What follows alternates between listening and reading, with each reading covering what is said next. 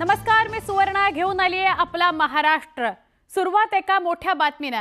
शपथविधी झाला आणि शपथविधीनंतर लगेचच कॅबिनेटची पहिली बैठक सुरू झालेली आहे। शपथविधीनंतर चहापानाचा कार्यक्रम आणि लगेचच कॅबिनेटची बैठक। थोड्याच वेळात सरकार पत्रकार परिषद सुद्धा घेणार आहे। हे पहिलं सरकार ज्याचा पहिला पत्रकार परिषद म्हणजे मुख्यमंत्री आणि दोन्ही उपमुख्यमंत्र्यांनी शपथ घेतल्यानंतर संवाद साधलाच होता। मात्र आता मंत्र्यांनी सुद्धा शपथ घेतलेली आहे, त्यामुळे त्यानंतर पहिलीच पत्रकार परिषद सुद्धा घेतली जाईल। आपण थेट जाऊया आमच्या प्रतिनिधी प्रणाली कापसे यांच्याकडे। प्रणाली, शपथविधी झाला आणि आता पहिली कॅबिनेटची बैठक। अगदी बरोबर आहे। उद्यापासून हिवाळी अधिवेशन सुरू होत आहे, परंतु तत्पूर्वी पूर्वसंध्येला नागपुरामध्ये आज तब्बल 39 मंत्र्यांचा शपथविधी जो आहे तो पार पडलेला आहे। आणि जर आपण बघितलं तर या शपथविधीनंतर एकच थोडासा आपण असं म्हणूया की थोडासा गोंधळ दिसून येतोय यासाठी, कारण अनेक जुने जाणते ज्यांना अपेक्षित होतं की पुन्हा एकदा त्यांना संधी मिळेल, त्यांचा या ठिकाणी पत्ता कट झालेला आहे। तर अनेक नवीन लोक आहेत ज्यांना या ठिकाणी संधी देण्यात आली आहे। सगळ्यात महत्त्वाचं आत्ताची जी महत्त्वाची जी माहिती मिळते ती अशी की एकनाथ शिंदे यांच्या जे नवनिर्वाचित मंत्री आहे त्यांनी तर लिखित स्वरूपात एक पत्र जे आहे ते शिंदेंना दिलेलं आहे की 2.5 वर्षानंतर जर त्यांच्या मंत्रिपदामध्ये काही फेरबदल झाला तर त्यांचा काही आक्षेप नसेल। आणि ते सगळे जे मंत्री ज्यांनी आज शपथ घेतलेली आहे ते सगळे पहिल्या कॅबिनेटला या ठिकाणी उपस्थित झालेले आहे। उद्यापासून अधिवेशन सुरू आहे, त्याच्या पूर्वसंध्येला मंत्रिमंडळाचा विस्तार आणि आता कॅबिनेटची बैठक ही सुरू झालेली आहे। मुख्यमंत्री आणि दोन्ही उपमुख्यमंत्री यांच्यासह नवनिर्वाचित मंत्रिमंडळ हे या बैठकीला उपस्थित झालेलं आहे। लाडकी बहीणसारखी योजना जी आहे, ज्या योजनेने या ठिकाणी यश मिळवून दिलं, या योजनेच्या संदर्भामध्ये आता अशी चर्चा आहे की काही निकष लावले जातील आणि स्क्रुटिनी केली जाणार आहे। त्याबद्दल काही निर्णय या बैठकीमध्ये कॅबिनेटच्या बैठकीमध्ये होतो का ते बघावं लागणार आहे। काही महत्त्वपूर्ण विषय जे शेवटपर्यंत आलेले होते आणि केवळ सहीसाठी राहिलेले असं सुद्धा काही महत्त्वपूर्ण निर्णय आजच्या या कॅबिनेटच्या बैठकीमध्ये होऊ शकतात। सुवर्णा, नक्की। त्यामुळे पुन्हा एकदा तुझ्याबरोबर जोडले जातो आणि काय कॅबिनेट मध्ये घडलं त्याविषयीचे अपडेट घेतो। तुर्तास धन्यवाद प्रणाली, आपण माहिती दिली त्याबद्दल। पुढची बातमी, महाराष्ट्रामध्ये देवेंद्र फडणवीस यांनी मुख्यमंत्रीपदाची शपथ घेतली आणि त्यानंतर फडणवीसांच्या मंत्रिमंडळाचा विस्तार झाला। नागपूरमध्ये फडणवीसांच्या कॅबिनेटमधल्या मंत्र्यांनी मंत्रिपदाची शपथ घेतली आहे। फडणवीसांच्या मंत्रिमंडळात भाजपचे 19, शिवसेनेचे 11 आणि राष्ट्रवादी काँग्रेसचे 9 मंत्री ज्यांनी शपथ घेतली आहे। याआधी 5 डिसेंबरला देवेंद्र फडणवीस यांनी मुख्यमंत्रीपदाची तर एकनाथ शिंदे आणि अजित पवार यांनी उपमुख्यमंत्रीपदाची शपथ घेतली होती। मराठवाडा 7, मुंबई ठाणे 4, विदर्भ 6, उत्तर महाराष्ट्र 6, कोकण 5 आणि पश्चिम महाराष्ट्र 9 अशी साधारणपणे आकडेवारी बलाबल आपल्याला बघायला मिळते। ते म्हणजे मंत्र्यांचं कुणाला किती, म्हणजे पश्चिम महाराष्ट्राला 9 मंत्रिपद, कोकणाला 5 मंत्रिपद, अशा अर्थी आपण बघतोय भाजप 19, शिवसेना 11 आणि एनसीपी 9 मंत्री झालेले आहेत।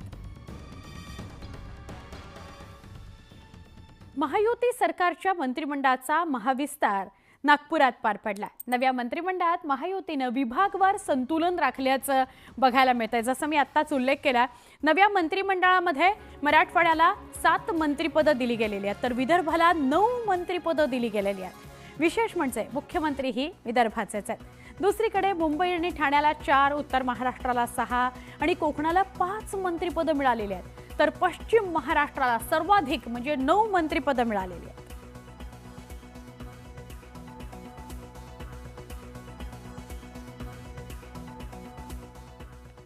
महायुती सरकारमध्ये 4 लाडक्या बहिणींना संधी मिळाली आहे। आज एकूण 39 आमदारांनी मंत्रिपदाची शपथ घेतली, त्यात महायुतीतील 4 महिलांना मंत्रिमंडळात स्थान मिळालेलं आहे।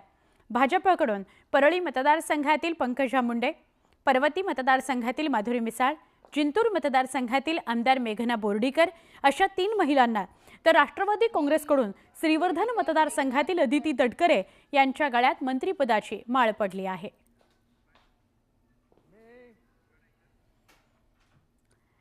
दरम्यान महाशपथविधीनंतर राज्यभरात महायुतीच्या कार्यकर्त्यांकडून जल्लोष साजरा झाला, आनंद साजरा झाला। गेल्या 2 वर्षांपासून मंत्रिपदाकरता इच्छुक असलेल्या भरत गोगावलेंनी मंत्रिपदाची शपथ घेतली आणि त्यानंतर रायगडमध्ये गोगावले समर्थकांकडून घोषणाबाजी सुरू झाली। तिकडे कोल्हापुरामध्ये मुश्रीफ समर्थकांनी फटाके फोडले, सेलिब्रेशन केलं. गुलाबराव पाटलांच्या गळ्यात मंत्रिपदाची माळ पडली म्हटल्यावर जळगावात सुद्धा जोरदार जल्लोष झाला. महायुती सरकारमध्ये यंदा शिवेंद्रराजे भोसले यांना संधी मिळालेली आहे, त्यामुळे साताऱ्यात भाजप कार्यकर्त्यांनी पेढे वाटत जल्लोष केला. जामनेरमध्ये महाजन समर्थक आणि बीडमध्ये मुंडे समर्थकांनी जोरदार सेलिब्रेशन केलेलं आहे.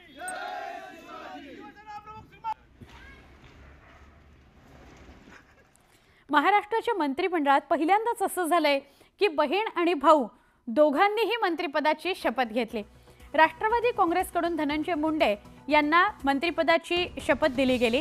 धनंजय मुंडेंचं नाव संभाव्य मंत्रिमंडळाच्या यादीत नव्हतं, मात्र धनंजय मुंडे यांना मंत्रिपदाची शपथ दिली गेली आहे. तर भाजपकडून पंकजा मुंडे यांना सुद्धा मंत्रिपदाची शपथ दिली गेलेली आहे. पंकजा मुंडे यांचं सुद्धा संभाव्य मंत्री म्हणून जी यादी भाजपकडून येत होती त्यात तरी काही पंकजा मुंडेंचं नाव नव्हतं, पण भाजपकडून पंकजा मुंडे यांना शपथ दिली गेली.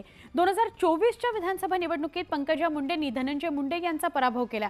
त्यानंतर 2019च्या विधानसभा निवडणुकीत धनंजय मुंडेंनी पंकजा मुंडे यांना पराभूत केले. आता पंकजा मुंडे यांना विधान परिषदेवर संधी देण्यात आली. तर 2024च्या विधानसभा निवडणुकीत धनंजय मुंडे यांनी घवघवीत यश मिळवलं. आता दोन्ही बहीण भावांना मंत्रिमंडळात संधी देण्यात आलेली आहे. अनेक वेळा मंत्रिपदानं हुलकावणीच दिली भरत गोगावले यांना, पण भरत गोगावले यांना यावेळेला मंत्रिपदाची शपथ मिळालेली आहे. महायुतीच्या मंत्रिमंडळाचा शपथविधी पार पडला आणि शिवसेनेचे आमदार भरत गोगावले यांनी आज मंत्रिपदाची शपथ घेतली. गोगावलेंना अनेक दिवसांपासून मंत्रिपदाची इच्छा होती. त्यांनी त्याकरता कोटही शिवून घेतलेला होता.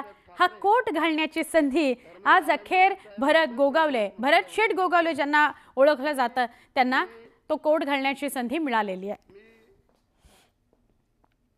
जी आमच्या महाड विधानसभा मतदारसंघ आणि रायगड जिल्ह्याची जी काय आमची हे होती इच्छा होती